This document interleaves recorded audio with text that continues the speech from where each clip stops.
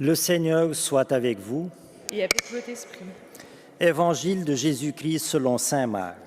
Gloire à toi, Seigneur. En ce temps-là, les apôtres se réunirent auprès de Jésus et lui annoncèrent tout ce qu'ils avaient fait et enseigné. Il leur dit, « Venez à l'écart dans un endroit désert et reposez-vous un peu. » De fait, ceux qui y arrivaient et ceux qui partaient étaient nombreux, et l'on n'avait même pas le temps de manger. Alors ils partirent en barque pour un endroit désert à l'écart. Les gens les virent s'éloigner, et beaucoup comprirent leur intention. Alors, à pied de toutes les villes, ils coururent là-bas et arrivèrent avant eux. En débarquant, Jésus vit une grande foule.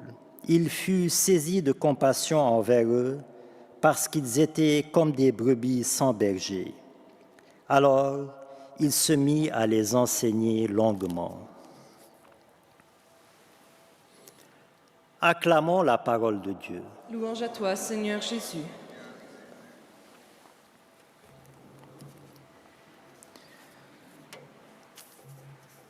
Alors, dans la première lecture, le jeune Salomon, qui s'apprête à être roi à la place de son père David, demande au Seigneur un cœur attentif pour gouverner son peuple. Et Dieu exauça sa demande, car Salomon n'a pas demandé une longue vie, des succès, la richesse, la puissance. Il a demandé un cœur attentif, c'est-à-dire un cœur sage, prudent et clairvoyant. Voilà, frères et sœurs, la demande par excellence que nous pouvons adresser au Seigneur. Avoir un cœur attentif.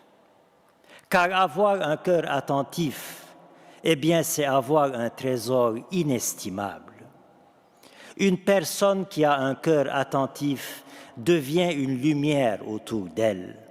Notre monde ne manque pas de puissance, ni de richesse matérielle. Il manque de lumière, il manque de cœur attentif. Mais attentif à quoi? Attentif à Dieu, attentif à soi-même et attentif au prochain. D'abord, attentif à Dieu.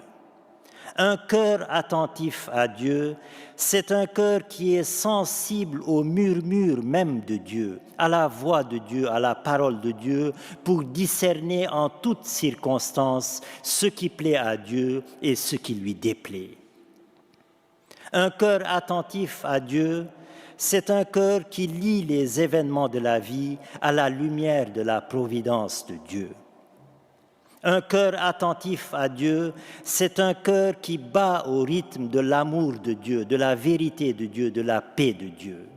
Bref, un cœur attentif à Dieu, c'est un cœur épris de Dieu.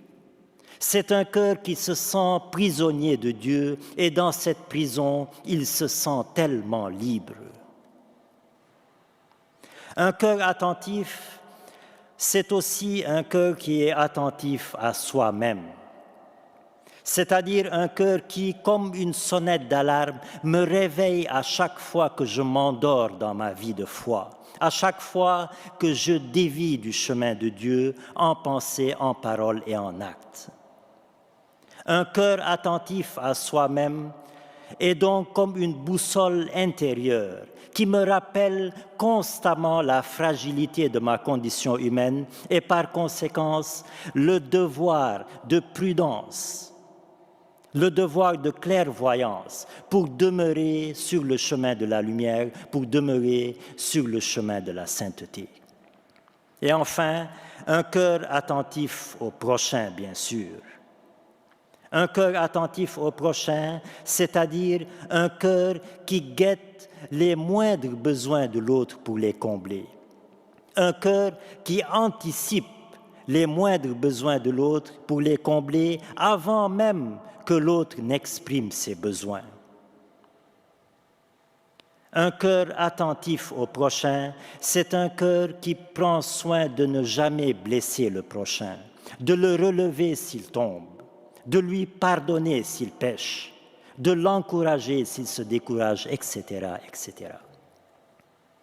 Vous l'aurez compris, frères et sœurs, un cœur attentif à Dieu, au prochain et à soi-même est un cœur qui me permet d'observer le double commandement de l'amour de Dieu et du prochain comme moi-même. Alors, comme Salomon, ne demandons à Dieu rien d'autre qu'un cœur attentif. Car avec un tel cœur, avec un cœur attentif, on devient vraiment humain et on humanise le monde autour de nous. On devient vraiment chrétien, des témoins crédibles de Jésus-Christ qui est la vie éternelle que nous proclamons. Alors, cœur immaculé de Jésus, cœur immaculé de Marie, donnez-nous un cœur attentif pour que nous soyons des lumières d'amour et de vérité autour de nous. Amen.